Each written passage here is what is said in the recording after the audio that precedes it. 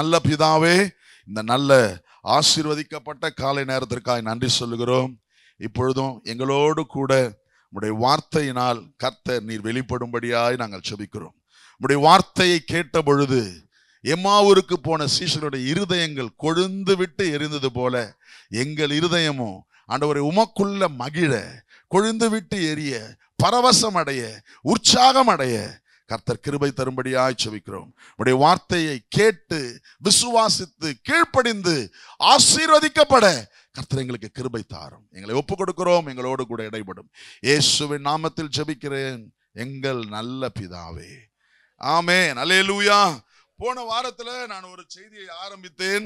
அதை முடிக்க முடியாம நான் அந்த இன்ட்ரோடக்ஷன்லயே நான் பேசி என்ன பண்ணிட்டேன், முடிச்சிட்டேன். என்ன பேசணும்? நீதிமானுக்கு வரும் துன்பங்கள் அநேகமாயிருக்கும். என்னது? சங்கீதம் 34ஆம் அதிகாரத்தினுடைய 19வது வசனத்தை வைத்து பேசணும். ஆனா என்னன்னா, அவைகள் எல்லாவற்றிலும் இருந்து கர்த்தர் அவனை விடுவிப்பார். அல்லேலூயா. அன்றியும் அவரால் அழைக்கப்பட்டு அவரிடத்தில் அன்பு கூறுகிறவர்களுக்கு சகலமும் நன்மையாக அல்ல, நன்மைக்கு ஏதுவாகவே நடக்கிறது. என் வாழ்க்கையில, உங்க வாழ்க்கையில எது நடந்தாலும் அதை நன்மைக்கு ஏதுவாய் கர்த்தர் மாற்ற வல்லவராய் இருக்கிறார் என்பதை குறித்து நாம் தியானித்தோம். 2 கொரிந்தியர் 4:17-18 அதி சீக்கிரத்துல நீங்கிவிடும் இந்த லேசான உபத்திரவம் அதிக கன மகிமையை நமக்கு கொண்டு வரும். நமக்கு இருக்கிற உபத்திரவம் சீக்கிரத்துல மாறிடும். பக்கத்துல பா சொல்லுங்க, உங்க கஷ்டம் சீக்கிரத்துல போயிடும். உங்க உபத்திரவம் சீக்கிரத்துல போயிட்டு ஒரு நித்திய கன மகிமையை கர்த்தர் உங்களுக்கு தருவார். விசுவாசிக்கிறவங்க ஆமென் சொல்லுங்க. இதெல்லாம் சொல்லிட்டு ஒரு ஊழியன் ஆசாப் என்கிற ஒரு தேவ மனிதன் ஒரு சங்கீதத்தை எழுதி அவருடைய புலம்பல சங்கீதமா எழுதி வச்சிருக்கிறாரு. அதை தான் நான் உங்களுக்கு என்ன பண்ணேன், போன வாரம் வாசிச்சு காட்டினேன். என்ன சொல்றாரு ஆசாப் 73ஆம் சங்கீதத்துல? சுத்த இருதயம் உள்ளவர்களாகிய இஸ்ரவேலர்களுக்கு தேவன் நல்லவராகவே இருக்கிறார். சுத்த இருதயம் உள்ள இஸ்ரவேலருக்கு, என்ன மாதிரி நல்லவனுக்கு அப்படின்னு ஆசாப் சொல்றாரு. தேவன் எப்படிதான் இருக்கிறாராம்? நல்லவராகவே இருக்கிறாரு. ஆனா ஏன் காலு தள்ளாடுதலுக்கு சற்றே தப்பிட்டு நான் ஜஸ்ட் எஸ்கேப்ல வாழ்ந்துட்டு இருக்கிறேன், ஏதோ பொழைச்சோன்னு வாழ்ந்துட்டு இருக்கிறேன், நூல் இழையில என் வாழ்க்கை தொங்கிட்டு இருக்குது அப்படின்ற மாதிரிலாம் ரொம்ப கஷ்டப்பட்டு பேசுறாரு. ஆனா நான் வீம்புக்காரரை பார்க்கிறேன், துன்மார்க்கரை பார்க்கிறேன், அவங்களுக்கு ஒரு குறைவு இல்லை, அவங்க நினைக்கிறதுக்கும் அதிகமா அவங்களுக்கு நடந்து ஏறுது, அவர்களுடைய உறுதி, அவங்களுடைய பலன் உறுதியா இருக்குது, அவங்களுடைய கால்கள் தள்ளாடுவதில்லை, அவன் பெருமையே சரப்பணியா அணைஞ்சிட்டு இருக்கிறான், அவன் கொடுமையா அவனுக்கு ஆடையா இருக்குது, அவன் நல்லவன் இல்லை, ஆனா அவன் வாழ்க்கையில ஒரு குறைவு இல்லை, அவன் ரொம்ப ஆசீர்வாதமா இருக்கிறான். இதெல்லாம் நான் சிந்திச்சு, இவையெல்லாம் நான் சிந்திக்கும் பொழுது நான் நினைச்சேன், விருதாவாகவா அப்படின்னு ஒரு வசனம் இருக்கு பாருங்க 73ஆம் சங்கீதத்துல. 73ஆம் சங்கீதத்தினுடைய 13வது வசனம் வாசிங்க. நான் விருதாவாகவே என் இருதயத்தை சுற்றம் பண்ணி குற்றம் இல்லாமையிலே என் கைகளை, என்ன தெரியுமா சொல்றாரு? அப்ப நான் இருதயத்தை சுத்தமா வச்சதெல்லாம் சும்மாவா? குற்றம் இல்லாம என் கையில கழுவுனதெல்லாம் வேஸ்டா? நான் ஜெபிக்க போனதெல்லாம் வேஸ்டா? நான் ரைட் ஆலயத்துக்கு கரெக்டா போனதெல்லாம் வேஸ்டா?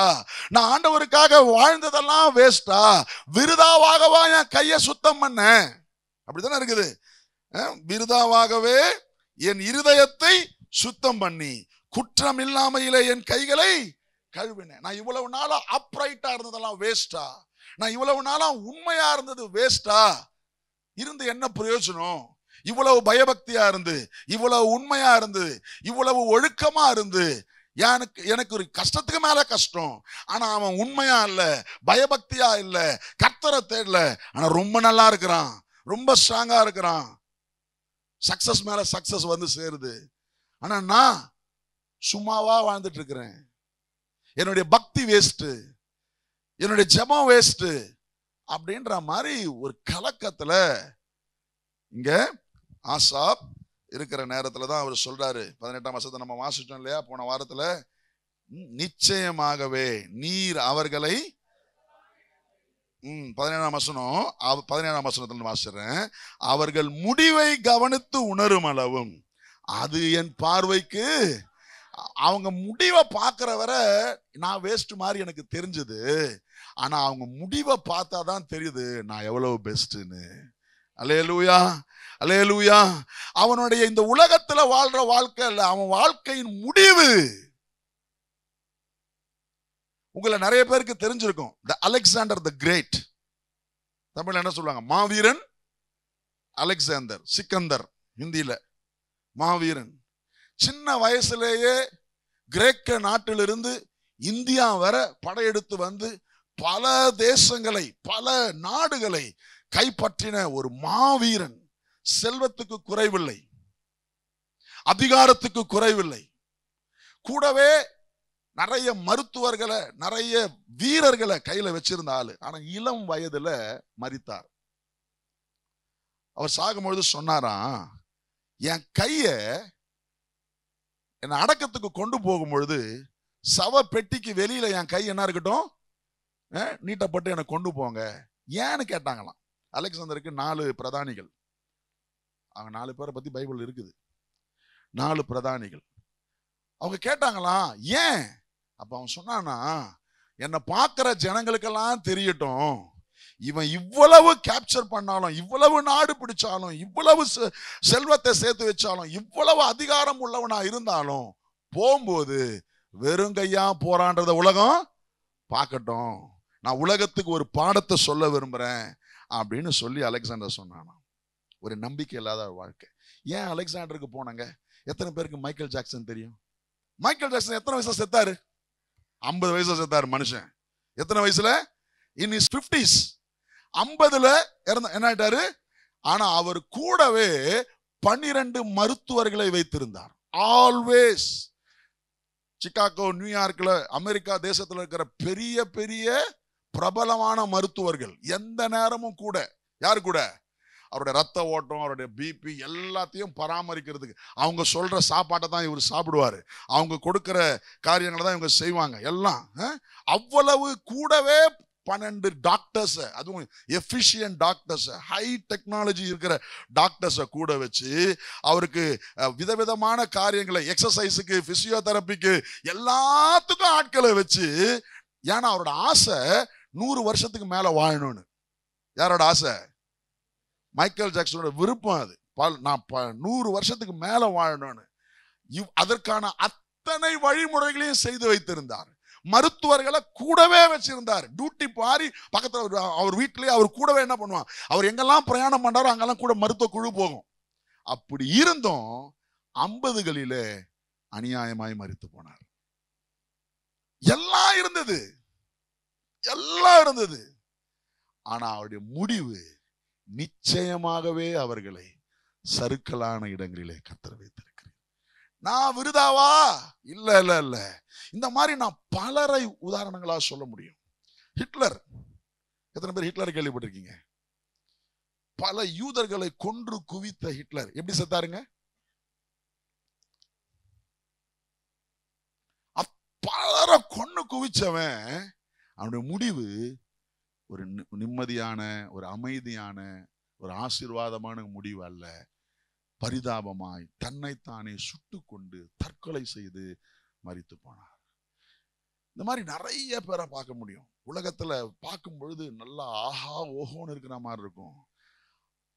என்கிட்ட ஒரு புக் இருக்கு, தி கிரேட் பீப்புள்ஸ், அவங்களுடைய மரண தருவாயில சொன்ன வார்த்தைகள்.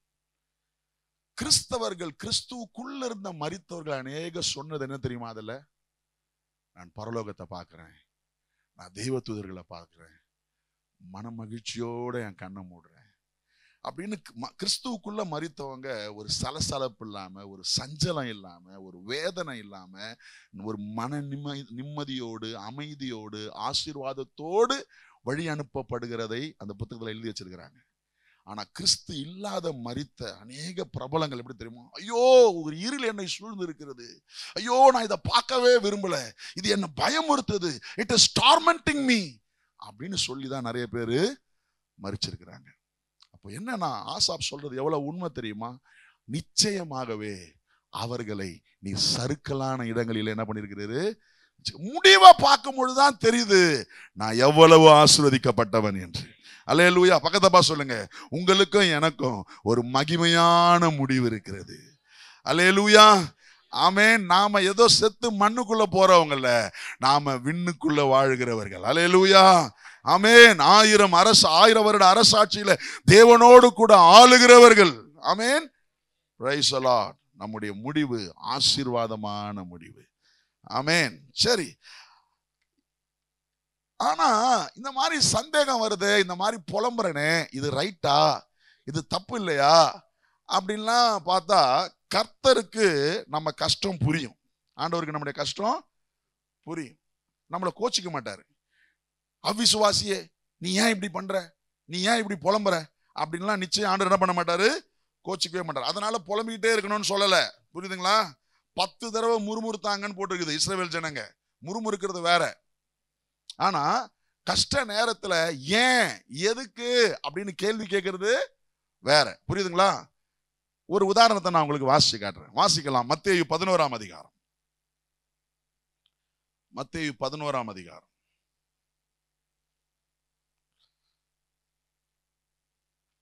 அதனுடைய 6வது வசனத்தை வாசிக்கிறேன். என்னிடத்தில் இடரல் அடையாதிருக்கிறவன் எவனோ அவன் பாக்கியவான் என்றார். சொல்லுங்க, என்னிடத்தில் இடரல் அடையாதிருக்கிறவன் எவனோ அவன் பாக்கியவான் என்றார். ஆண்டவர் என்ன சொல்றாரு? அப்ப என் கிட்ட டிஸ்டர்ப் ஆகாம இருக்கணும், அவன் யாரு?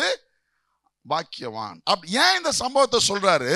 அதுக்கு முன்னால இருக்கிற காரியத்தை வாசிக்கணும். முதல் வசனத்தை வாசிக்கிறேன் பாருங்க. இயேசு தம்முடைய 12 சீஷர்களுக்கு கட்டளை கொடுத்து முடித்த பின்பு அவர்களுடைய பட்டணங்களில் உபதேசிக்கவும் பிரசங்கிக்கவும் அவ்விடம் விட்டு போனார். அத்தருணத்தில் காவலில் இருந்த யோவான் கிறிஸ்துவின் கிரியைகளை குறித்து கேள்விப்பட்டு தன் சீஷரில் 2 பேரை அழைத்து, வருகிறவர் நீர்தானா அல்லது வேறொருவர் வர காத்திருக்க வேண்டுமா என்று அவரிடத்தில் கேட்கும்படி அனுப்பினான். யாருங்க? யோவான் ஸ்நானகன் ஜெயிலுக்குள்ள இருக்காரு. ஜெயிலுக்குள்ள இருக்கிற மனுஷனுக்கு ஒரு டவுட் வந்துருச்சு. பக்கத்தப்பா சொல்லுங்க, யோவானுக்கே சந்தேகம் வந்துருச்சு. என்ன சந்தேகம் வந்துருச்சு? வருகிறவர் நீர்தானா, மேசியா நீர்தானா, இல்ல வேற ஒருத்தர் வரத்துக்கு நான் என்ன பண்ணணுமா, காத்திருக்கணுமா? கொஞ்சம் யோசிச்சு பாருங்க. கொஞ்சம் பின்னால பிளாஷ்பேக்கு போங்க. இயேசு ஊழியத்திற்கு வரும் பொழுது, முதல் இயேசு 30 வயசுல அவர் வெளி ஊழியத்துக்கு வரும் பொழுது, இயேசு நடந்து யோர்தான் நதி ஓரமா வர்றதை பார்த்த உடனே சொன்னா, இதோ உலகத்தின் பாவத்தை சுமந்து தீர்க்கிற தேவ ஆட்டுக்குட்டி, இவருடைய பாத ரட்சைகளின் வாரை அவிழ்க்கிறதுக்கு கூட நான் என்ன இல்ல, தகுதி அல்ல அப்படின்லாம் சொல்லி வெளிப்பாடு பேசின மனுஷன் யாரு? யோவான் ஸ்நானகன். ரெவலேஷன். யாருக்கும் இயேசுவை பத்தி தெரியாது. இயேசு ஒரு அற்புதம் பண்ணல, ஒரு அடையாளம் பண்ணல. ஆனா இயேசு வரும்பொழுதே இயேசுவை பார்த்த உடனே ரெவலேஷன் பேசுறாரு. இவர் தான் மேசியா அப்படின்னு சொல்லி ரெகக்னைஸ் பண்ண ஆளுக்கு, அந்த யோவானுக்கு இப்ப என்ன ஆயிடுச்சு? வரலாமா? புரியுதுங்களா? அற்புதமே பண்ணாத இயேசு அஃபர்ம் பண்ணவருக்கு இப்ப அற்புதம் பண்ணிட்டு இருக்காரு இவரு. இயேசு நிறைய காரியங்களை பண்ண, இதெல்லாம் பார்த்த பிறகு ஒரு டவுட் வந்துருச்சு. வர்றவரு நீர்தானா இல்ல வேற ஒருத்தர் வர, நீங்க தான் மேசியாவா இல்ல வேற ஒருத்தர் வர? அப்ப என்னன்னா, சிறைச்சாலைக்குள்ள இருந்த யோவானுக்கு ஒரு அழுத்தம். புரியுதுங்களா? வாழ்க்கையின் கஷ்டம், வாழ்க்கையின் பிரச்சனை, வாழ்க்கையினுடைய பாடுகள் பல நேரம் நம்மை சற்று வித்தியாசமாய் சிந்திக்க வைக்கும். புரியுதுங்களா? யோவானுக்கு இந்த பிரச்சனை வந்துச்சு. அதனால ஆண்டவர் யோவானை காயப்படுத்தல. என்ன சொல்ற? அடுத்து என்ன நடக்குது பாருங்க. கேக்குறாங்களா? 3ஆம் வசனம் திரும்ப வாசிப்போம். வருகிறவர் நீர்தானா அல்லது வேறொருவர் வர காத்திருக்க வேண்டுமா என்று அவரிடத்தில் கேட்கும்படி அனுப்பினான். இயேசு என்ன பண்ணார் பாருங்க. இயேசு அவர்களுக்கு பிரதியுத்தரமாக, நீங்கள் கேட்கிறதையும் காண்கிறதையும் யோவானிடத்தில் போய், ஆமா, அவர் ஒன்னும் நான் தான் அப்படின்லாம் சொல்லவே இல்லை. அதுக்கு பதிலாக சொல்றாரு, நீங்க எதெல்லாம் பாக்குறீங்களோ எதெல்லாம் கேட்கிறீங்களோ போய் அவனுக்கு சொல்லுங்க. என்னன்னா, குருடர் பார்வை அடைகிறார்கள், சப்பானிகள் நடக்கிறார்கள், குஷ்டரோகிகள் சுத்தமாகிறார்கள், செவிடர் கேட்கிறார்கள், மரித்தோர் எழுந்திருக்கிறார்கள், தரித்திரருக்கு சுவிசேஷம் பிரசங்கிக்கப்படும். இதெல்லாம் சொல்லுங்க போதும். அற்புதங்கள் நடக்குது, அதிசயங்கள் நடக்குது, அடையாளங்கள் நடக்குது, இத போய் என்ன பண்ணுங்க சொல்லுங்க அப்படின்னு சொல்லிட்டு சொல்றாரு 6ஆம் வசனத்துல, என்னிடத்தில் இடரல் அடையாது இருக்கிறவன் எவனோ அவன். ஆமா, இந்த மாதிரி டவுட் வரலாம், ஆனா இது டவுட்டோடயே நின்னுறணும். என்ன ஆயிடக்கூடாது, இயேசுவும் இல்ல, ஆண்டவரும் இல்ல, தெய்வமும் இல்ல அப்படின்னு போயிடக்கூடாது. டவுட்டை என்ன பண்ணிக்கலாம், கிளியர் பண்ணிக்கலாம். சொல்லி என்ன சொல்ற பாருங்க, அவர்கள் போன பின்பு இயேசு யோவானை திட்டினாரு. அப்படியா இருக்குது.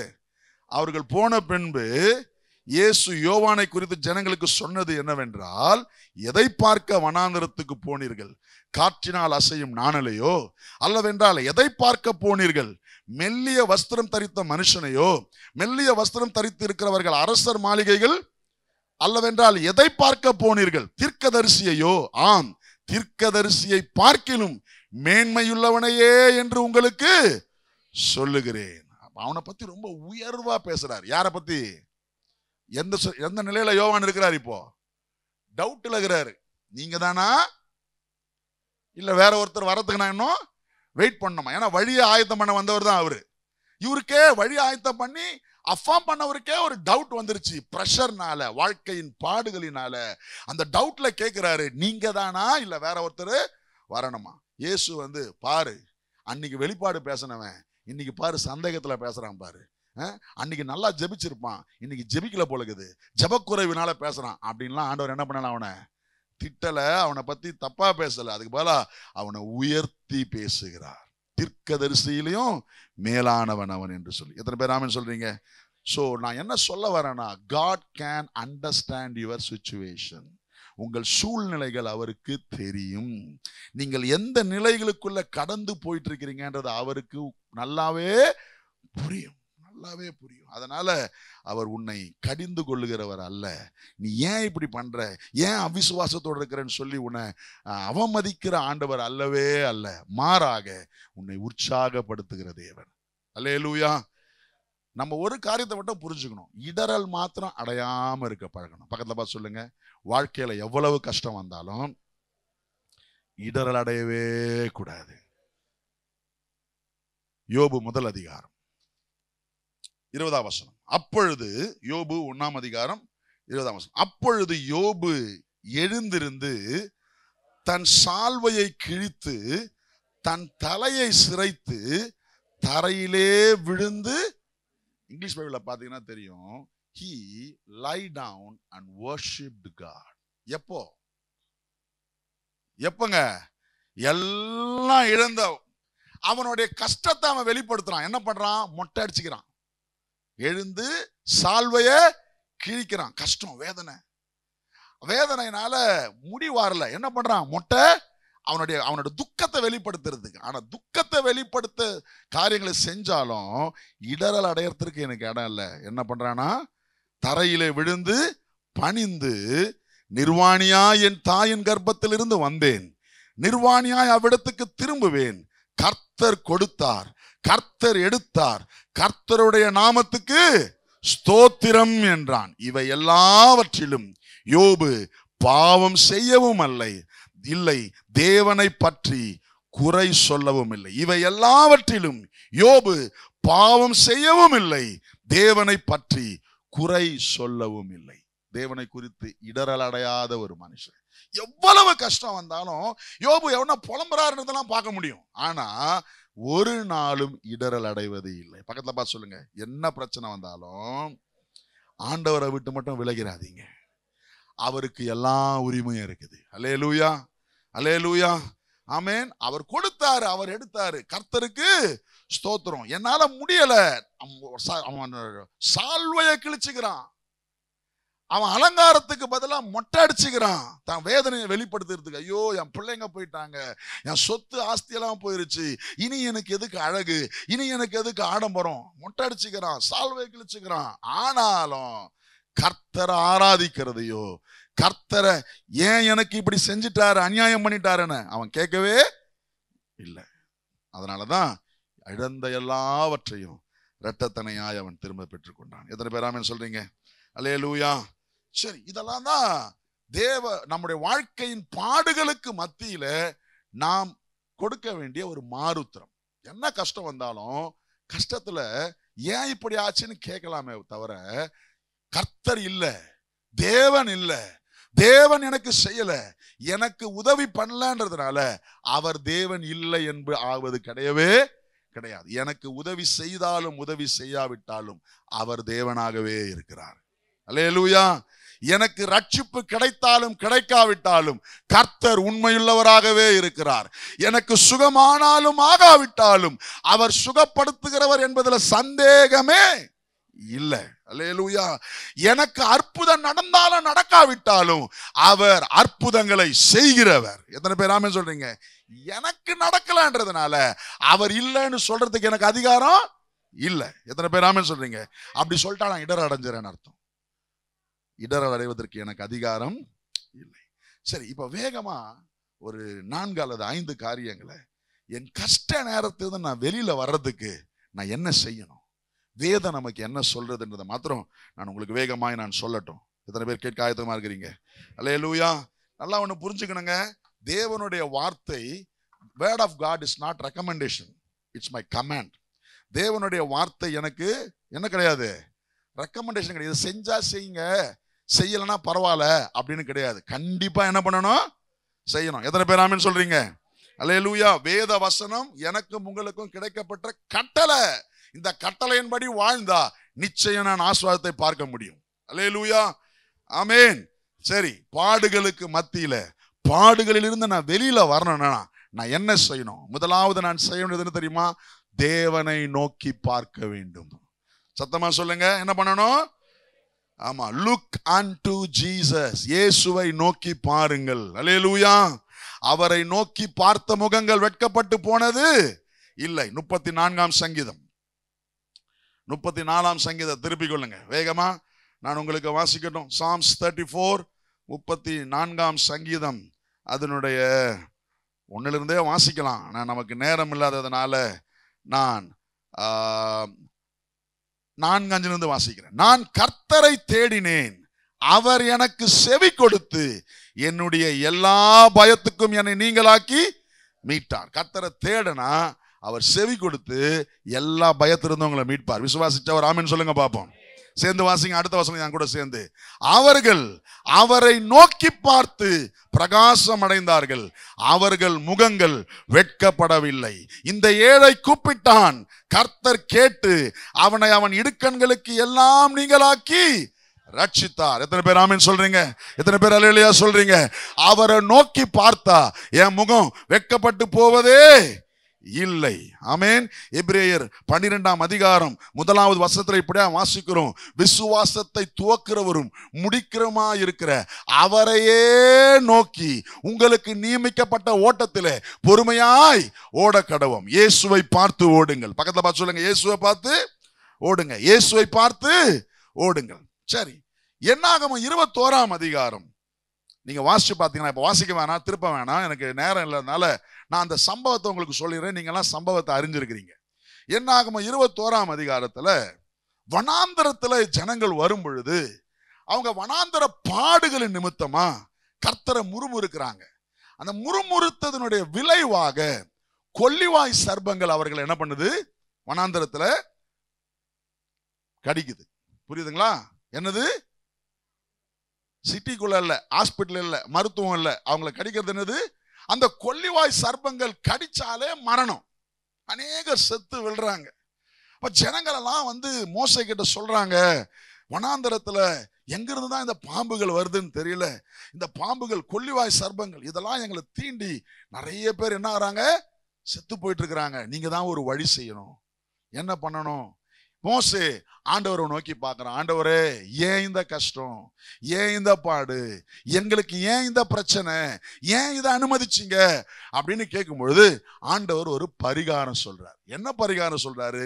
ஒரு வெண்கல சர்பத்தை உண்டாக்கி ஒரு கோலின் மேல மாட்டி அதை நிறுத்தி வை.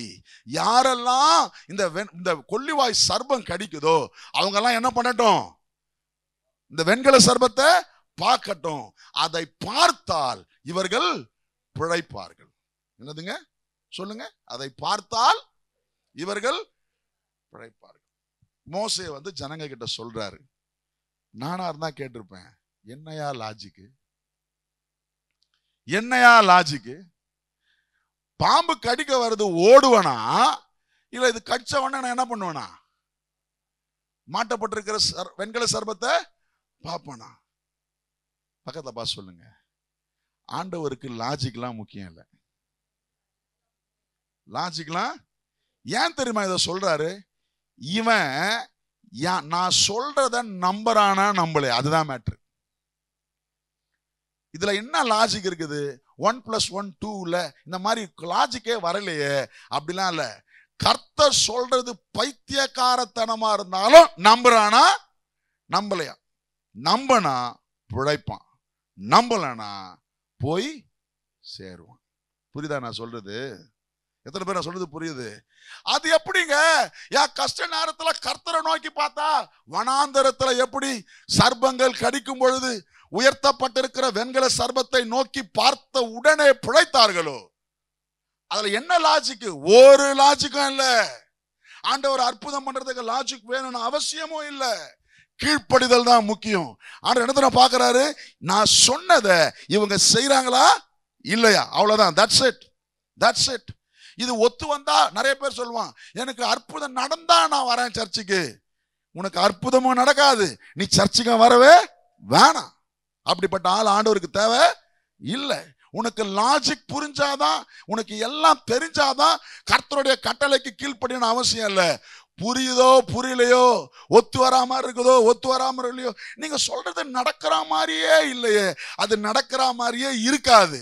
ஆனா விசுவாசித்து கீழ்ப்படிந்தால் அற்புதம். அல்லேலூயா. அததான் இஸ்ரவேல் ஜனங்களுக்கு அங்க வனாந்தரத்துல ஆண்டவர் கற்றுத்தராரு. வெண்கல சர்பத்தை பார்க்கறதுக்கும் பாம்பு கடிச்சவன் பிழைக்கிறதுக்கும் என்னையா சம்பந்தம்? இங்க சம்பந்தம் இல்லைங்க, செயல்ல சம்பந்தம் இல்ல. நீ நம்பி தேவனுடைய வார்த்தைக்கு கீழ்ப்படுகிறியா இல்லையான்றதா விஷயம் இருக்குது. புரியுதுங்களா? நான் வாழ்க்கையில ஆசீர்வாதமா இருக்கிறதுக்கும் தசமபாகம் கொடுக்கறதுக்கும் என்னையா சம்பந்தம்? இது லாஜிக்கே இல்லையே, லாஜிக்கே இருக்காது. ஆனா செய்யறோமா செய்யறையா, கீழ்ப்படிஞ்சு அதுக்கு இடம் கொடுக்கிறோமா இல்லையான்றதுதான் விஷயமே இருக்குது. எத்தனை பேர் ஆமென் சொல்றீங்க? அல்லேலூயா. சம்டைம்ஸ் தேவனுடைய காரியங்கள் நம்மால் புரிந்து கொள்ளவே முடியாது. புரியலனாலும் பரவாயில்ல, கண்ணை மூடிக்கிட்டு கர்த்தர் சொல்றதுக்கு கீழ்ப்படிங்க. அல்லேலூயா. அப்ப என் வாழ்க்கையின் போராட்ட நேரங்களிலே நான் அதுல இருந்து எப்படி வெளியில வரணும்னா, அவரை நோக்கி பார். அவரை நோக்கி பார்த்த முகங்கள் வெட்கப்பட்டு போனது இல்லை, அவைகள் பிரகாசம் அடைந்தன. அல்லேலூயா. அதனாலதான் சங்கீதக்காரன் சொல்றாரு 123ஆம் சங்கீதத்துல, வேலைக்காரருடைய கண்கள் தங்கள் எஜமானனுடைய கைகளை நோக்கி இருக்கிறது போல, வேலைக்காரிகளுடைய கண்கள் தங்கள் எஜமாட்டியின் கைகளை நோக்கி இருக்கிறது போல, எங்கள் கண்கள் உம்மையே நோக்கி இருக்கிறது. அல்லேலூயா. எத்தனை பேர் சொல்றீங்க நான் கர்த்தரையே நோக்கி இருக்கிறேன்னு சொல்றாங்களா? ராமன் சொல்லுங்க பாப்போம். அல்லேலூயா. பக்கத்துல பார்த்து சொல்லுங்க, அவரை நோக்கி பார்த்தால் பிழைப்போம், அவரை நோக்கி பார்த்தால் விடுதலை, அவரை நோக்கி பார்த்தால் ரட்சிப்பு. என் பிரச்சனைக்கு அவரை பார்த்தா எப்படிங்க சரியாகும்? நீ நம்பி பாரு. அல்லேலூயா. உதவி வரும் கண்மலையை நோக்கி பார், உனக்கு நிச்சயம் கர்த்தர் உதவி செய்வார். அல்லேலூயா. ஆமென். அப்ப முதல் நம் பாடுகளில் இருந்து வெளியில வரது இருக்கிற முதல் ரகசியம், லுக் அன்டு ஜீசஸ். இயேசுவை நோக்கி பாருங்கள். உன் பிரச்சனை நேரத்துல மருத்துவரை நோக்கி பார்க்காத. உன் பிரச்சனை நேரத்துல டாக்டரை, லாயரை, போலீஸ்காரனை நோக்கி பார்க்காத. அவங்கள நம்பாத. உதவியை எடுத்துக்கொள்ளலாம், தப்பு இல்லை. ஆனா உன் நம்பிக்கை இயேசுவாகவே இருக்கட்டும். உங்கள் நம்பிக்கை நிச்சயம் தேவனாகவே இருக்கட்டும். மருத்துவத்தை எடுத்துக்கொள்ளலாம், தவறு கிடையாது. ஆனா மருந்துகள் மேல அல்ல நம்பிக்கை, சுகப்படுத்துகிற தேவன் மேலே நம்பிக்கை. அல்லேலூயா.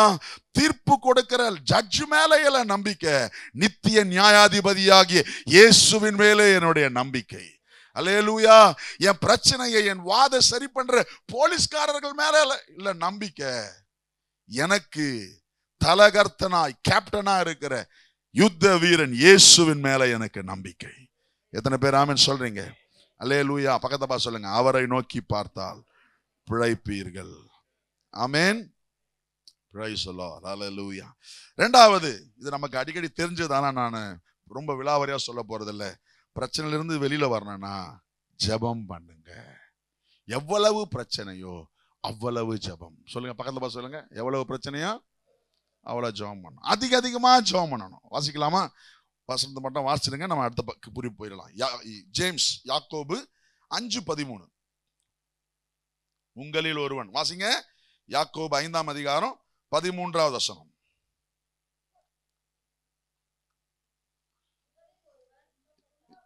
உங்களில் ஒருவன், ஆமா, கஷ்டப்பட்டா, வேதனைப்பட்டா, வருத்தப்பட்டா, துன்பப்பட்டா என்ன பண்ணு?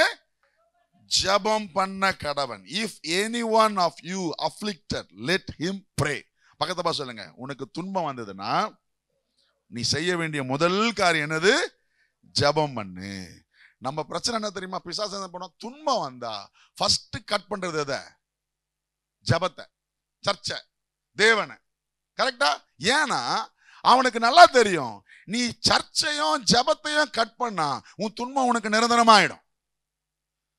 அந்த நேரத்துக்கு தீர்வு மாதிரி தெரியும், ஆனா அது வேற ஒரு துன்பத்துக்குள்ள கொண்டு போயிட்டு உன்னை மீள முடியாத பிரச்சனைகளை கொண்டு போய் வச்சிரும். அதனால பிசாசு ஃபர்ஸ்ட் கட் பண்ண வைப்பான். பிரேயரை கட் பண்ணு, ஜெபத்தை கட் பண்ணு, பைபிளை கட் பண்ணு, தேவ மனுஷர்களை கட் பண்ணு. ஆனா அப்படி இல்லை. எவ்வளவு அதிக துன்பமோ அவ்வளவு அதிக ஜெபம். எத்தனை பேர் ஆமென் சொல்றீங்க? பக்கத்துல பார்த்து சொல்லுங்க. துன்பப்பட்டா ஜெபம் பண்ணு, கஷ்டப்பட்டா ஜெபம் பண்ணு, வியாதி வந்தா ஜெபம் பண்ணு, கையில காசு இல்லையா ஜெபம் பண்ணு. ஜெபமே பதில். அல்லேலூயா. ஜெபிக்கிறவர்களுக்கு கர்த்தர் ஜெயத்தை தருவார். உன் ஜெபத்தை கேட்டு உனக்கு ஒரு அற்புதம் பண்ணுவார். Hallelujah. Amen. Praise the Lord. Amen. மூன்றாவது, என் கஷ்டத்துல இருந்து நான் வெளியில வரணும்னா என்ன தெரியுமா செய்யணும்? விசுவாச வார்த்தையை பேசணும். சொல்லுங்க, என்ன பேசணும்? யோவேல் 3ஆம் அதிகாரம் 10ஆம் வசனம், கடைசி பகுதி. அதுல யோவேல் 3:10. ஆமா, அதோட லாஸ்ட் பகுதி வாசிச்சிருங்க. பலவீனன். ஆமா, எத்தனை பக்கம்? 1062வது பக்கம். கரெக்டா? பலவீனன். எல்லாரும் எடுத்துங்க பாப்போம், எல்லாரும் எடுத்துங்க.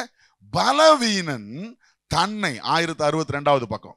பலவீனன் தன்னை பலவான் என்று சொல்லுவானாக. சொல்லுங்க, நான் பலவீனன் தான், ஆனா என்ன சொல்லணும்? வியாதி இருக்கும்போது சொல்லு, கர்த்தர் என்னை சுகப்படுத்திட்டாருன்னு சொல்லு. கஷ்டமா இருக்கும்போது சொல்லு, கர்த்தர் எனக்கு தாராளமாய் தருவார் என்று சொல். ஆமென். இருக்கிறத சொல்லாத, இருக்க போறத சொல்லு. ஆமென் சொல்லுங்க. மெடிக்கல் ரிப்போர்ட்டை பேசிட்டு இருக்காத, வேத வசனம் என்ன சொல்லுதோ அதை பேசுங்க. எத்தனை பேர் ஆமென் சொல்றீங்க? விசுவாச அறிக்கை. சத்தமா சொல்லுங்க, என்னது? விசுவாச அறிக்கை. மூன்றாவது, என் கஷ்டத்திலிருந்து நான் வெளியில வரணும்னா என் வார்த்தையில விசுவாச அறிக்கை இருக்கணும். நான் பலவீனன் தான், ஆனா என்ன சொல்லணும்? பலவான் என்று சொல்லணும். ஏசாயா 3ஆம் அதிகாரம் 10வது வசனத்தை வாசிருங்க பாப்போம்.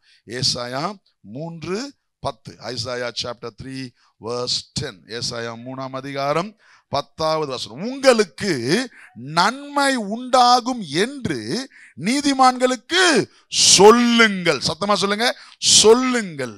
அவர்கள் தங்கள் கிரியைகளின் பலனை அனுபவிப்பார்கள். நீங்க சொல்லணுமா? உங்களுக்கு நன்மை உண்டாகுன்னு சொல்லு. காலையில எழுந்த உடனே உங்க பிள்ளைங்களுக்கு சொல்லுங்க, நீங்க நல்லா ஆசீர்வாதமா இருப்பேன்னு சொல்லுங்க. உங்க வீட்டுக்கார பார்த்து சொல்லுங்க, காட் பிளஸ் யூ. அதனாலதான் ஒவ்வொரு முறையும் தேவ பிள்ளைகள் சந்திக்கும் பொழுது அல்லது மெசேஜ் அனுப்பும் போது என்ன சொல்றாங்க? God bless you. கர்த்தர் உன்னை ஆஸ்வதிப்பார், உனக்கு நன்மை உண்டாகும் என்று சொல்லுங்கள். நீ சொன்னா நடக்கும்.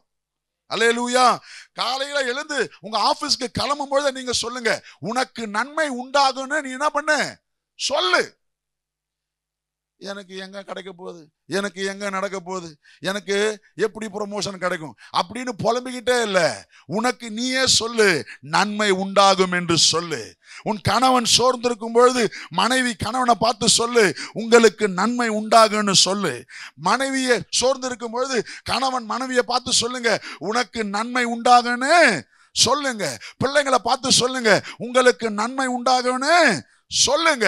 சபையில பாஸ்டர் உங்களை பார்த்து சொல்லுவாரு, God bless you, உங்களுக்கு நன்மை உண்டாகும். ஒருத்தரை பார்த்து சொல்லுங்க, உங்களுக்கு நன்மை உண்டாகும். பக்கத்தை பார்த்து சொல்லுங்க, உங்களுக்கு நன்மை உண்டாகும் என்று சொல்லுங்கள். நீ சொல்லும் பொழுதே நடக்கும். அல்லேலூயா. நன்மை உண்டாகும்னு சொல்லுங்க.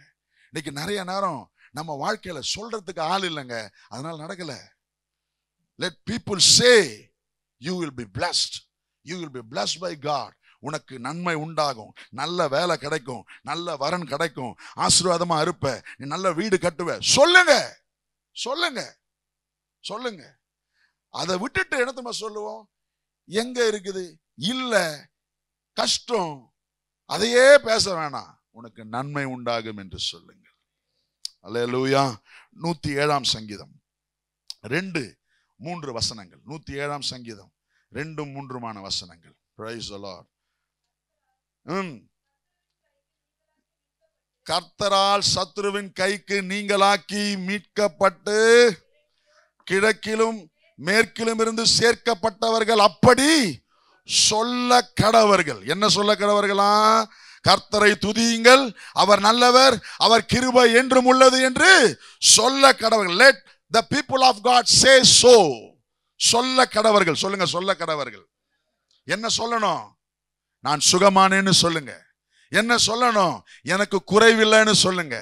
என்ன சொல்லணும்? நான் நல்லா ஆசீர்வாதமா இருப்பேன்னு சொல்லுங்க. என்ன சொல்லணும்? என் பிள்ளைங்க நல்லா படிப்பாங்கன்னு சொல்லுங்க. என்ன சொல்லணும்? என் பிள்ளைக்கு நல்ல வரன் கிடைக்கும்னு சொல்லுங்க. என்ன சொல்லணும்? என் பசங்களுக்கு நல்ல வேலை வாய்ப்பு உண்டாகும்னு சொல்லுங்க. என்ன சொல்லணும்? கர்த்தர் என்னை பயன்படுத்துவார், கர்த்தர் என்னை ஆசீர்வதித்து வைத்திருக்கிறார், என் குடும்பம் ஆசீர்வதிக்கப்பட்டிருக்கிறதுன்னு சொல்லுங்க.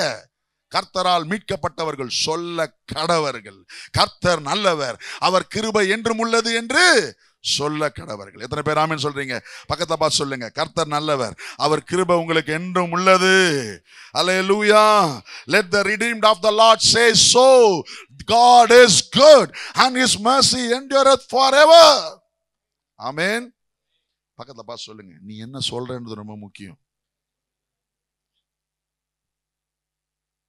என் வீட்டில் தரித்திரமா புடிச்சு போச்சுங்க சொல்லாதீங்க. நிறைய பேர் சொல்றாங்க, என் வீட்டில் என்ன ஆயிடுச்சு? தரித்திரம் வந்துருச்சு. சொல்லாத சொல்லாத. உங்க வாயின் வார்த்தையில் அந்த அளவுக்கு வல்லமை இருக்குது. உங்க வாயின் வார்த்தையை சத்துரு பிடிச்சுப்பான்.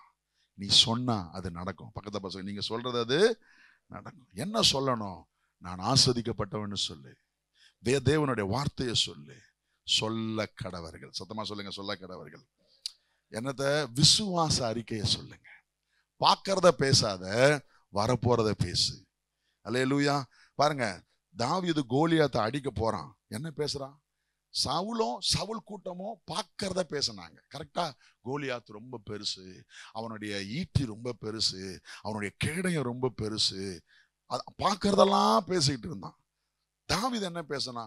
இன்றைக்கு உன் தலைய நான் வெட்டி போட்டு ஆகாயத்து பட்சிகளுக்கு நான் அதை என்ன ஆக்குவேன்?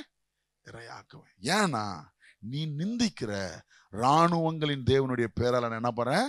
வரேன். நீ ஈட்டியும் பட்டயத்தையும் எடுத்துட்டு வர, நான் தேவன நாமத்தை கொண்டு வரேன். என்ன பேசுறான் தெரியுமா? வரப்போறத பேசுறான், பார்க்கறத பேசல. சொல்லுங்க, எதை பேசல?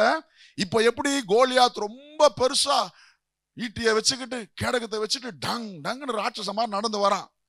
இவன் பேசுறான், டேய் நீ பட்டயத்தோடைய ஈட்டியோட வர, நான் உன்னை எப்படி தெரியுமா பார்க்கறேன்? கழுத்து இல்லாத முண்டமா பார்க்கறேன். கரெக்டா? நான் உன்னை எப்படி பார்க்கறேன்? என் ராஜாவும் என் போர் சேவகனும் உன்னை பெரிய வீரனா பார்த்தாங்க. ஆனா நான் உன்னை எப்படி பார்க்கறேன்னா, இன்று உன் சிரசை கொய்து ஆகாயத்து பட்சிகளுக்கு, அப்படித்தான் நான் பார்க்கறேன். நான் உன்னை கழுத்து இல்லாத முண்டமா பார்க்கறேன். அததான் அவன் பேசுறான். அததான் அவன் பேசுறான். சவுல் கோலியாத்தை பார்த்து பேசினா, தாவீது கோலியாத் எப்படி இருப்பானோ அதை பேசினான். எத்தனை பேர் நான் சொல்றது புரியுது? உங்க வியாதியை பார்த்து பேசாதீங்க, அது இருந்த இடமே இல்லாம போகன்றத பேசுங்க. உன் கஷ்டத்தை பேசாதீங்க, நான் அநேகருக்கு கடன் கொடுப்பேன்றத பத்தி பேசுங்க. அல்லேலூயா. பார்க்கறத பேசுறதுக்கு விசுவாசம் தேவையில்லைங்க, பார்க்காத பேசுறதுக்கு தான் விசுவாசம் வேணும். எத்தனை பேர் ஆமென் சொல்றீங்க? காண்கிறவைகள் அநித்தியமானவைகள், காணாதவைகளோ நித்தியமானவைகளை காணாதவைகளை பேசுகிறவர்கள் நாங்கள். எத்தனை பேர் ஆமென் சொல்றீங்க? நீ பேசனா நீ பார்க்காததை பார்க்க வைப்பார் ஆண்டவர். அல்லேலூயா. சரி, அப்போ முதல் காரியம் என்ன பண்ணணும்? கர்த்தரை நோக்கி பார்க்கணும். ரெண்டாவது ஜெபிக்கணும். மூணாவது விசுவாச வார்த்தையை பேசணும். நாலாவது தேவ ஜனங்களுடைய உதவியை நாட வேண்டும். Seek the help from the Christian brothers and sisters, church pastors. Hallelujah. ஒரு கஷ்ட நேரத்துல காட் ஃபேமிலி இருக்கும்ல, காட்லி ஃபேமிலி, ஒரு ஆவிக்குரிய குடும்பம் இருக்குதுல்ல, அந்த குடும்பத்துல உங்களுக்கு உதவியை நாடுங்கள். வாசிக்கலாமா? அப்போஸ்தலர் 4ஆம் அதிகாரம் 23வது வசனம். அப்போஸ்தலர் 4:23. நான் சீக்கிரத்துல முடிக்க போறேன். நம்ம அவர்கள் என்ன சூழ்நிலை ஆச்சு தெரியுமா? அப்போஸ்தலர்களை பிடிச்சி சிறையில அடைச்சு அவங்கள பயமுறுத்தி அவங்கள மிரட்டி இயேசு நாமத்தை கொஞ்சமும் சொல்லக்கூடாது அப்படின்லாம் சொல்லி கஷ்டப்படுத்திட்டு அவங்கள என்ன பண்றாங்க? விடுதலையாக்குறாங்க. இப்ப 23ஆம் வசனம், அவர்கள் விடுதலையாக்கப்பட்ட பின்பு தங்களை சேர்ந்தவர்களிடத்தில், சொல்லுங்க, அந்த இடத்தை அண்டர்லைன் பண்ணுங்க. எங்க வந்து தங்களை சேர்ந்தவர்களிடத்தில் வந்து பிரதான ஆசாரியர்களும் மூப்பர்களுக்கும் தங்களுக்கு சொன்ன யாவையும், அவங்களுக்கு சேர்ந்தவங்க யாரு? அப்போஸ்தலர்கள், சர்ச் காட்லி பீப்புள். சொல்லுங்க, யாரு? அப்போஸ்தலர்களை சிறைச்சாலையில 3 பேரை சிறைச்சாலையில போட்டு அடிச்சு துன்புறுத்தி பயமுறுத்தி, நீ சொல்லக்கூடாது, அடுத்த முறை சொன்னா உயிரோட வைக்க மாட்டேன்னு சொல்லி அவங்கள மிரட்டி அனுப்புறாங்க. நேரா எங்க வராங்கன்னா அந்த 120 பேர் இருந்தாங்கல்ல கூட்டம் மேல் வீட்டு அறையில, அந்த கூட்டத்தோட வந்து சேர்ந்து தங்களுக்கு நடந்த எல்லாத்தையும் என்ன பண்றாங்க? சொல்றாங்க. நான் ஒண்ணு சொல்லட்டுமா? உங்களுக்கு ஒரு பிரச்சனைனா ஜெபிக்கிற உன் ஜெப நண்பரோடு பேசு. அல்லேலூயா. சபையில தேவ பிள்ளைகள் காட்லி ஃபேமிலி ஒன்று இருக்குது. இந்த சபை ஏதோ ஞாயிற்றுக்கிழமை வந்து ஹாய் பாய் சொல்லிட்டு போற இடம் இல்ல. ஒருத்தருக்கு ஒருத்தர் கரிசனை கொள்ளுகிற இடம், ஒருத்தருக்காக ஒருத்தர் பாரப்பட்டு செபிக்கிற இடம். ஒருவனுக்கு பிரச்சனை இருந்தா, ஒரு குடும்பத்துல கஷ்டம் இருந்தா, அந்த குடும்பத்தின் கஷ்டத்தை நம்பிக்கையான ஜெபிக்கிறவங்க இடத்துல ஷேர் பண்ணி அவன் ஜெபித்தா, சேர்ந்து ஜெபிக்கிற ஒரு கூட்டு ஜெபத்திற்கு மிகுந்த வல்லமை உண்டு. அல்லேலூயா. எங்க போய் சொல்லணும்? காட்லி ஃபேமிலி கிட்ட சொல்லணும். தங்களை சேர்ந்தவர்களிடத்தில் வந்து. இன்னைக்கு நிறைய நேரம் நம்ம பிரச்சனைக்கு குடிகாரங்கிட்ட போய் பரிகாரம் கேட்கிறோம். இயேசுவை தெரியாதவங்க கிட்ட போய் பரிகாரம் கேட்கிறோம். எனக்கு ஒரே பிரச்சனை பிரதர் அப்படின்னு யார்கிட்ட கேட்கிறோம்? பைபிளே தெரியாதவங்க கிட்ட போயிட்டு ஆலோசனை கேட்கிறோம். அவன் என்ன ஆலோசனை சொல்லுவான்? பேங்க் லோன் வருது, பேங்க் லோன் போடு, சரியாயிடும். அப்படி லோன் வந்தோடனே ஃபர்ஸ்ட் ஒரு 10,000 எனக்கு கொடுத்துரு, அப்படிதான் கேட்பான். ஆனா தேவ ஜனங்க கிட்ட வந்து ஆலோசனை கேட்டா, விசுவாசிங்க, ஜெபிக்கலாம், கர்த்தர் அற்புதம் செய்வாரு அப்படின்னு தேவ ஆலோசனை கொடுப்பாங்க. இதை நான் சொல்றது புரியுது? அப்போ உன் பாடுகளின் நேரத்துல நீ விடுதலை ஆகணும்னா உனக்கு ஒரு தேவ ஐக்கியம் வேண்டும். எத்தனை பேர் ஆமென் சொல்றீங்க? இந்த ஐக்கியம் எப்ப தெரியுமா நடக்கும்? நிச்சயமா சண்டே சர்வீஸ்ல நடக்காது. நிச்சயமா சண்டே சர்வீஸ்ல நடக்காது. ஏன்? வந்து முடிச்ச உடனே டப்ப டப்ப டப்பனே எல்லாம் ஓடிடுவோம். எப்ப நடக்கும்? ஜப நேரங்களில நடக்கும். புதன்கிழமை ஜபம், வெள்ளிக்கிழமை ஜபம், சகோதரிகள் ஜபம். You have time. 10 பேர் 15 பேர் தான் இருக்கிறோம். அப்போ உங்க கஷ்டத்தை, உங்க பாரத்தை, உங்க தேவையை ஒரு சகோதரன் ஒரு சகோதரி கிட்ட சொல்லி, ஒரு சகோதர அந்த ஜப நேரத்துல சொல்லி ஜெபித்தா, காட்லி ஃபேமிலி கிட்ட உன் பிரச்சனையை ஷேர் பண்ணி ஜெபிச்சா, நிச்சயம் அதற்கு கர்த்தர் பதிலை உடனே தருவார். அல்லேலூயா. நல்லா கவனிங்க, நல்லா கவனிங்க. நிறைய பேருக்கு பிரச்சனை என்ன தெரியுமா? ஈகோ. சொல்லுங்க, சத்தமா சொல்லுங்க. இந்த ஈகோ இருக்கிற வரை ஒரு ஈயம் ஓடாது. ஈகோ கோவே. என் கஷ்டத்தை நான் விக்டர் கிட்ட சொன்னா விக்டர் என்ன நினைப்பாரு? என் கஷ்டத்தை நான் அவங்க கிட்ட சொன்னா அவங்க என்ன நினைப்பாங்க? அவங்க என்னன்னா நினைச்சுக்கிட்டோம், எனக்கு உதவி செய்யறவர் ஆண்டவர். அல்லேலூயா. நான் ஒன்று சொல்லட்டுமா? ஒரு கஷ்டத்தை நம்மளை நம்பி யாரா சொல்லும் பொழுது அதை 4 பேர்கிட்ட போயிட்டு அவமானப்படுத்தி தூத்தி செய்யக்கூடவே. அப்படி நான் செஞ்சேன்னா எனக்கு உரிய பலனை கர்த்தர் தருவார். புரியுதுங்களா? நம்மளை நம்பி நம்ம பிரச்சனைய சபையில சொல்றாங்கன்னா அது ஜெபத்திற்காக மாத்திரமே. சொல்லுங்க, எதுக்காக மாத்திரமே? Only for prayer. நீங்க பரிதாபப்படுறதுக்கு கூட கிடையாது. ஏன்னா நான் யாரு பரிதாபப்படுறதுக்கு, நீங்க யார் பரிதாபப்படுறதுக்கு? நம்ம பரிதாபப்பட்டு ஒன்று நடக்க போதா? நான் இவர் மேல பரிதாபப்பட்டு எதாவது மாறுமா? அவர் என் மேல பரிதாபப்பட்டு பரிதாபப்படுறதுக்கு கூட சொல்லல. One and only for prayer. ஒரு ஆமென் சொல்லுங்க பாப்போம். அல்லேலூயா. அந்த நம்பிக்கையோட தான் அவங்க சொல்றாங்க. ஒரு பிரச்சனையை, ஒரு கஷ்டத்தை ஒரு ஜெப நேரத்தில் சொல்றாங்கன்னா அங்க ஜெபிச்சு அதோட விட்டுறணுமே தவிர அதை எடுத்துக்கிட்டு போயிட்டு தெரியுமா தெரியுமா தெரியுமா அந்த பெரியமாக்கு இது ஆயிப்போச்சு தெரியுமா அப்படின்னு என்ன பண்ணக்கூடாது. சொல்லுங்க, சத்தமா சொல்லுங்க. அப்படி சொன்னா கர்த்தர் பார்க்கிறார், கர்த்தர் அதற்கு நியாயம் தீர்ப்பார். இன்னைக்கு நிறைய பேரோட வாழ்க்கையில பிரச்சனைக்கு காரணம் இது. நோவாவுக்கு 3 பிள்ளைங்க, சேம் காம் யாபேத். நோவா பிரயாண கலைப்பு, அத்தனை வருஷம் படகுல இருந்துட்டாரு. இப்போ கிளைமேட்லாம் மாறி போச்சு. கரெக்டா? கிளைமேட்லாம் அது நோவாவுக்கு தெரியல. எப்பயும் போல திராட்சை ரசம் பயிரிட்டு திராட்சை ரசம் குடிப்பாரு. அதே மாதிரி என்ன பண்ணிட்டாரு? திராட்சை ரசம் பயிரிட்டு திராட்சை ரசத்தை குடிச்சாரு. இப்ப என்ன ஆகி போச்சுன்னா அது என்ன ஆகி போச்சு? புளிச்சு போச்சு. முன்னால புளிக்காது. ஏன்னா மழை பெய்யல, கவர், உலகமே ஏசி மாதிரி இருந்தது, ஃப்ரிட்ஜுக்குள்ள வச்ச மாதிரி இருந்தது. இப்ப மழைக்கு பிறகு சூழ்நிலை மாறிடுச்சு, வெயிலுடைய தாக்கம் அதிகமாயிருச்சு, பூமியோட கிளைமேட் சிச்சுவேஷன் மாறினதுனால செஞ்சு வச்ச திராட்சை ரசம் என்ன ஆகி போச்சு? புளிச்சு போச்சு. மனுஷனுக்கு இது தெரியல, குடிச்சிட்டு மட்டையாயிட்டாரு. பைபிள்ல தான் இருக்குது. கரெக்டா? தெரியல, குடிச்சிட்டு மட்டையாயிட்டாரு. எந்த அளவுக்கு மட்டையாயிட்டாருன்னா வஸ்திரம், அவருடைய துணி அவர்கிட்ட இல்ல, அந்த அளவுக்கு அவருக்கு தெரியல. ஏன்னா அவருக்கு தெரியல, சூழ்நிலை அப்படி. சோ உடனே அவருடைய புள்ள ஒருத்தன் பார்க்கறான். பார்த்துட்டு என்ன பண்ணிருக்கணும்? தகப்பனுடைய நிர்வாணத்தை மறைச்சிருக்கணும். புரியுதா? தெரியல, ஏதோ ஒரு தவறு நடந்துருச்சு, ஏதோ ஒரு பிரச்சனை ஆயிருச்சு, அப்புறம் பேசிக்கலாம். முதல் செய்ய வேண்டியது என்ன தெரியுமா? அந்த பிரச்சனைய கவர் பண்ணணும். அவன் அதை விட்டுட்டு போய் உன்ன இருக்கிற 2 பிள்ளைங்களை கூட்டிட்டு வந்துட்டான். வா வா வந்து பாரு, அப்பனுடைய நிர்வாணத்தை பாரு, எந்த கதியில படுத்துட்டு இருக்கிறான் பாரு அப்படின்னு போனான். ஆனா இவங்க 2 பேரும் புத்திசாலிங்க. என்ன பண்ணாங்க தெரியுமா? ஒரு போர்வையை எடுத்துட்டு பின்புறமாய் வந்து அவன் தகப்பன நிர்வாணத்தை மூடினார்கள். தெளிந்து எழுந்த Noah காமை சபித்தான். He cursed his son. தான் மகனை சபிச்சான். இவங்க செஞ்சதை அவன் செஞ்சிருக்கலாம்ல. ஏதோ தெரியாம பார்த்துட்ட, உன் தகப்பன நிர்வாணத்தை நீ பார்த்துட்டு கூட ஏதோ பார்த்துட்ட, நடந்துருச்சு. நீ என்ன பண்ணிருக்கணும்? உண்மையான ஆளா இருந்தா அத பக்கத்துல சொல்லுங்க, உன் சகோதரனுடைய தவற மறைக்க பழகு. மறைக்கனா பூசி மொழுவது இல்ல, ஊதி பெருசாக்க கூடவே கூடாது. You must cover it. You must cover it with the blood of Jesus. இயேசுவின் ரத்தத்துல அதை என்ன பண்ண பழகு? மறைக்க பழகு. ஆனா இவங்க 2 பேரும் மறைச்சானுங்க. அவன் எழுந்து தன் மகனை சபித்தான். அவன் சாப சந்ததியாய் மாறி போனான். புரியுதா நான் சொல்றது?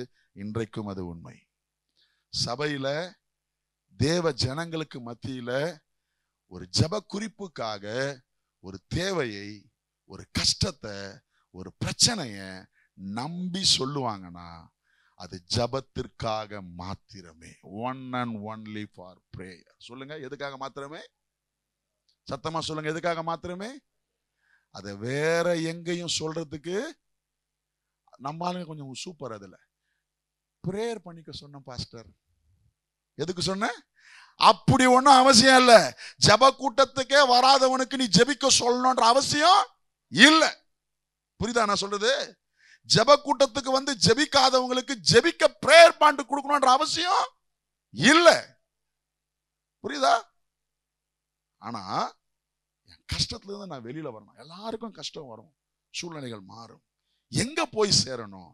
தங்களை சார்ந்தவர்களிடத்தில் ஜெபித்தார்கள். எத்தனை பேர் ஆமென் சொல்றீங்க? அல்லேலூயா. 1 தெசலோனிக்கர் 5:25 வாசிச்சிருங்க.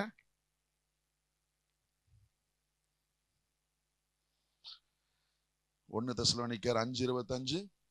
அடுத்த குறிப்புக்கு போயிடுறேன், முடிச்சிடறேன். சகோதரரே, யார் சொல்றா? ஹலோ, யாரு சொல்றா? பவுல் சொல்றாரு. பவுல் யாரு? ஒரு பெரிய அப்போஸ்தலர், கரெக்டா? ஆனா அந்த அப்போஸ்தலர் சொல்றாரு, பிரதரன் ப்ரே ஃபார் அஸ், சகோதரரே எங்களுக்காக வேண்டிக் கொள்ளுங்கள். சர்ச்சுக்கு எதுக்கு தெரியுமா வரோம்? பாஸ்டர் எனக்காக ஜெபம் பண்ணுங்க, சிஸ்டர் எனக்காக ஜெபம் பண்ணுங்க. ஜெபிக்க வேண்டிக் கொள்ள வேண்டியது நம்முடைய கடமை. எத்தனை பேர் ஆமென் சொல்றீங்க? அல்லேலூயா, ஆமென். உனக்கு ஆசீர்வாதம் வேணும்னா, உன் குடும்பத்துக்கு நன்மை வேணும்னா, நீ தான் ஊழியக்காரனை தேடணும். ஊழியக்காரன் உன்னை தேடி வர்றதுக்கு ஊழியக்காரன் உங்க வீட்டு வேலைக்காரன் கிடையாது, அவன் ஆண்டவருக்கு வேலைக்காரன். எத்தனை பேர் ஆமென் சொல்றீங்க? ஆரம்ப நிலைக்கு, ஆரம்ப அவசரத்துக்கு கத்து கொடுக்கறதுக்கு ஒருவேளை பாஸ்டர் உனக்கு கால் பண்ணிருக்கலாம். காலம் ஃபுல்லா பாஸ்டர் உனக்கு கால் பண்ணுவாருன்னு நினைக்காதீங்க. நீங்க தான் பாஸ்டர் கால் பண்ணணும். பக்கத்துல பார்த்து சொல்லுங்க, உனக்கு ஜெபம் வேணும்னா, உனக்கு ஆசீர்வாதம் வேணும்னா, உன் பிறந்த நாளுனா, உன் கல்யாண நாளுனா, நீ தேடு, ஜெபத்தை தேடு. நீ ஜெபத்தை தேடு. ஜெபம் உன்னை தேடி வரணும்னு எதிர்பார்க்கவே பவுல் சொல்றாரு, சகோதரரே வேண்டிக் கொள்ளுங்க. பாலுக்கே பிரேயர் வேணும்னா உனக்கு பிரேயர் வேணும். பக்கத்தை பார்த்து சொல்லுங்க, உங்களுக்கு ஜெபம் வேணும். கோ ஃபார் பிரே. ஜெபிக்கிறவங்களை தேடி போங்க. ஜெபிக்கிறவங்க கிட்ட போயிட்டு முட்டி போடுங்க. ஜெபிக்கிறவங்க கிட்ட ஜெபிக்க சொல்லி கேளுங்க. அந்த ஜெபம் உங்களை பாதுகாத்து உங்களுக்கு நன்மையை கொண்டு வரும். எத்தனை பேர் ஆமென் சொல்றீங்க? அல்லேலூயா, அல்லேலூயா. ஜெபிக்க உங்களை சார்ந்தவர்களிடத்தில் வாருங்கள். கடைசியா, இறுதியா, ஃபைனல் திங் என்ன தெரியும் பண்ணணும்? எங்கேஜ் த ப்ராஃபெட்டிக். தீர்க்க தரிசன வார்த்தைக்கு இடம் கொடுங்கள். சொல்லுங்க, என்ன பண்ணுங்க? தீர்க்க தரிசன வார்த்தைக்கு இடம் கொடுங்கள். உங்க வாழ்க்கையில தீர்க்க தரிசன வார்த்தை பேசுகிற, விசுவாச வார்த்தையை சொல்லுகிற பிரசங்க நேரத்திற்கு திறந்த இருதயத்தோடு இடம் கொடுங்க. whenever I preach, என்னுடைய விசுவாசம், என்னுடைய நோக்கம் எல்லாம் அதுதான். என்னுடைய எல்லா பிரசங்கமும் தீர்க்க தரிசன முனையோடு இருக்கணும்னு தான் நான் ஜெபம் பண்ணுவேன். சனிக்கிழமை ஆராதனைக்கு ஜெபம் பண்ணுவோம் பார்த்தீங்களா? அப்போ ஜெபம் பண்ணவங்களை கேட்பாங்க, எங்களுடைய ஆராதனையை எப்படி இருக்கணும் ஆண்டவரே? ப்ரொஃபட்டிக்கலாக இருக்கணும் ஆண்டவரே. நாங்கள் வாசிக்கிறது ப்ரொஃபட்டிக்கலாக இருக்கணும், நாங்கள் பாடுறது ப்ரொஃபட்டிக்கலாக இருக்கணும், நாங்கள் பேசுறது எப்படி இருக்கணும்? So always I believe in the prophetical preaching. நான் பேசும் பொழுது ஏதோ உங்க காதுக்கு இனிமையா இருக்கிறத பேசல, உங்க ஆத்துமாவுக்கு மாற்றத்தை கொண்டு வருகிற தீர்க்க தரிசன வார்த்தையை பேசுகிறேன் என்கிற ஒரு உணர்வோடு ஜெபத்தோடு தான் ஒவ்வொரு வாரமும் நான் பேசுறேன். அந்த தீர்க்க தரிசன வார்த்தைக்கு யூ மஸ்ட் கிவ் பிளேஸ். என்ன பண்ணணும்? இடம் கொடுங்கள். தீர்க்க தரிசன வார்த்தை உங்களை நோக்கி வரும் பொழுது, தீர்க்க தரிசன வார்த்தைகள் உங்களை நோக்கி பேசப்படும் பொழுது, அது விடுதலையை கொண்டு வரும், அது வியாதியை சுகமாக்கும், அது தேவைகளை சந்திக்கும். எத்தனை பேர் ஆமென் சொல்றீங்க? அல்லேலூயா. ஒரு உதாரணத்துக்கு ஒரு வசந்தம் பண்ண வாசிச்சிருவோம். எஸ்ரா, பல நேரம் பல காரியங்களை சொல்லியிருக்கிறேன், அதனால சொல்லாததை சொல்றேன். எஸ்ரா 6ஆம் அதிகாரம் 14வது வசனம். ரெக்கார்டிங்காக எல்லாமே சொன்னா நல்லா தான் இருக்கும். எஸ்ரா 6ஆம் அதிகாரம் 14ஆம் வசனம். எல்லாரும் எடுத்துக்கங்க. எஸ்ரா எங்க இருக்குது? எஸ்ரா, எஸ்ரா, நெகேமியா, எஸ்தர், யோபு, சங்கீதம் 596. எஸ்ரா 6ஆம் அதிகாரம் அதனுடைய 14வது வசனம். I'm going to finish. அப்படியே யூதரின் மூப்பர் கட்டினார்கள். இதுதான் மெயின், இதுதான் கவனிக்கணும். வாசிக்கிறவங்க ரெடியா இருங்க, நான் உங்களை கூப்பிட போறேன். தீர்க்கதரிசி ஆகிய அகாயும் இத்தோவின் குமாரனாகிய சகரியாவும் தீர்க்க தரிசனம் சொல்லி இருந்தபடியினால், அந்த லைன் அண்டர்லைன் பண்றாங்களா? அந்த லைன் அண்டர்லைன் பண்ணுங்க. ஆகாயும் சகரியாவும் தீர்க்க தரிசனம் சொல்லி இருந்தபடியினால் அவர்களுடைய காரியம் கைகூடி வந்தது. பக்கத்தை பார்த்து சொல்லுங்க, உங்க வாழ்க்கையில தீர்க்க தரிசன வார்த்தை வந்தா உன் காரியம் கைகூடி வரும். புரியுதா? உன் காரியம் கைகூடி வரும். என்ன, நான் நிறைய சம்பாரிச்சேன் கைகூடி வந்துடும். என் கடன் அடையணும்னா நான் 4 வேலை பண்ணனா கைகூடி வந்துடும். நீ என்ன பண்ணாலும் கைகூடி வராது. எப்ப தெரியுமா? தீர்க்க தரிசன வார்த்தை வந்தா நடக்காததும் நடந்து முடிஞ்சிடும். நாளைக்கு இந்நேரத்துல சமாரியாவின் வாசலிலே இந்த விலைக்கு விற்கப்படும் என்ற ஒரு தீர்க்க தரிசன வார்த்தை வந்தா போதும், 3 வருஷத்தின் பஞ்சம் ஒரு இரவிலே மாறும். அந்த வார்த்தைக்கு அந்த வல்லமை உண்டு. எத்தனை பேர் ஆமென் சொல்றீங்க? அல்லேலூயா. சோ தீர்க்க தரிசன வார்த்தைக்கு இடம் கொடுங்க. உங்க வாழ்க்கையில தீர்க்க தரிசன வார்த்தை பேசும்போது அதை ரிசீவ் பண்ணுங்க, அதை ஏற்றுக்கொள்ளுங்க, அதை ஆமென்னு சொல்லுங்க, அதை அப்படியே இருதயத்துல வைத்துக் கொள்ளுங்க. அது உங்களுக்குள்ளே விடுதலையை கொண்டு வரும். விசுவாசிங்க, சத்தமா ஆமென் சொல்லுங்க. அல்லேலூயா, ஆமென். ஓசியா 12:13 இப்படியே வாசிக்கிறோம் இல்லையா? தீர்க்கதரிசினாலே அவன் காக்கப்பட்டான். ஆமென். இஸ்ரவேல் தீர்க்கதரிசினாலே காக்கப்பட்டான். ஒன்னு சொல்லி முடிச்சிடுறேன். இயேசுவுக்கே தீர்க்கதரிசனம் சொல்றதுக்கு ஆள் தேவைங்க. எப்படி? இயேசுனுடைய வாழ்க்கையில 3 பேர் தீர்க்கதரிசனம் சொன்னாங்க.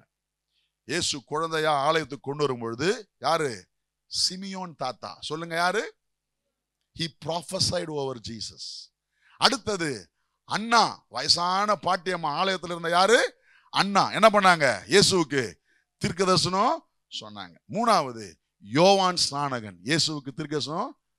அப்ப பூமியில வந்த இயேசுவுக்கே தீர்க்கதரிசன வார்த்தை வேணும்னா உங்க வாழ்க்கையில, என் வாழ்க்கையில என்ன வேணும்?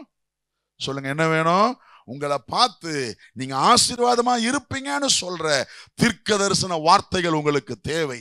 வேத வசனத்தை சொல்லி ஜெபிக்கிற தீர்க்க தரிசன வார்த்தைகள் உங்களுக்கு தேவை. You must engage prophetical word. அந்த தீர்க்க தரிசன வார்த்தை உங்களை விடுதலையாக்கும். அல்லேலூயா, ஆமென். கடைசி ஒரு வசனத்தை வாசிச்சு முடிச்சிடலாம். ஏசாயா 42 22வது வசனம். நான் இதை ஏற்கனவே சொல்லி இருக்கிறேன், எஸ்ரா மட்டும் தான் சொல்லாதது. திரும்பவும் வாசிச்சிருவோம். ஏசாயா 42:22. இந்த ஜனமோ கொள்ளையிடப்பட்டும் சூறையாடப்பட்டும் இருக்கிறார்கள். இந்த ஜனங்க கொள்ளையிடப்பட்டிருக்கிறாங்க, சூறையாடப்பட்டிருக்கிறாங்க. அவர்கள் அனைவரும் கெபிகளிலே அகப்பட்டு காவல் அறைகளிலே அடைக்கப்பட்டு இருக்கிறார்கள். ஏன் தெரியுமா? தப்புவிப்பார் இல்லாமல் கொள்ளையாகி, விட்டுவிடு என்பார் இல்லாமல் சூறையாவார்கள். என்னல்ல, விட்டுடு, இயேசுவின் நாமத்தால இவங்களை விடுதலையாக்கு அப்படின்னு சொல்றதுக்கு ஆள் இல்ல. அதனால அவங்க என்னவாயிட்டாங்க? சூறையாயிட்டாங்க. When the prophetical word come to you, you will be released. உங்களை நோக்கி ஒரு தீர்க்கதரிசன வார்த்தை வரும் பொழுது நீங்கள் விடுதலையாவீர்கள். அல்லேலூயா. ஒரு அந்த ஏழை தீர்க்கதரிசியுடைய மனைவி வீட்டுல கடன் பிரச்சனை மாறணும்னா அவளுக்கு தீர்க்கதரிசனம் உரைக்கிற ஒரு தீர்க்கதரிசி எலிசா அங்கு தேவை. அல்லேலூயா. சாரிபாத் ஊர் விதவையினுடைய பஞ்ச காலம் எல்லாம் அவள் போஷிக்கப்பட வேண்டும் என்றால் அவள் வீட்டில தீர்க்கதரிசி ஒருவன் தேவை. உங்க வாழ்க்கையில ஒரு தீர்க்கதரிசன வார்த்தை தேவை. அதுதான் உங்க பிரச்சனை இருந்து உங்களை என்னாக்கும்? விடுதலை தரும். அப்ப நீதிமானுக்கு வரும் துன்பம் அதிகம். அந்த துன்பத்திலிருந்து அவனுக்கு விடுதலை வரணும்னா 5 காரியம் சொன்னேன். முடிஞ்சா பார்க்காம சொல்லுங்க. முதல் காரியம் என்ன பண்ணணும்?